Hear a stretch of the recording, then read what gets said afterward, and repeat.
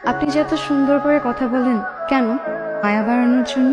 গোছানো ছেলেদের ভাগ্য নাকি অনেক অগোছালো হয়। মায়ের কথা বলছো, ওটা তোমার ভেতরে। আবিদ ফোন দিচ্ছে, পরে কথা হবে। তোরা তো কার সাথে কথা বলছিলে? সিয়াম ফোন দিচ্ছে। ওই ছেলেটা? তোকে আমি মিথ্যা বলতে পারতাম না, কিন্তু আমি চাইনি যে আমাদের সম্পর্কের মাঝে কোনো মিথ্যা আসুক। তোমাকে আবার চাই। বিয়ে হতে যাওয়া একটা মেয়েকে জেনে শুনে প্রপোজ করাটা কি অবান্তর না? এমন কিছু করো না যাতে আমি আড়ালে গিয়ে কাঁদি। আমার জীবনে সিয়াম একটা পাগলের নাম। এইটা আমার বিয়ের কার্ড, তোর সাথে এটাই আমার শেষ দেখা।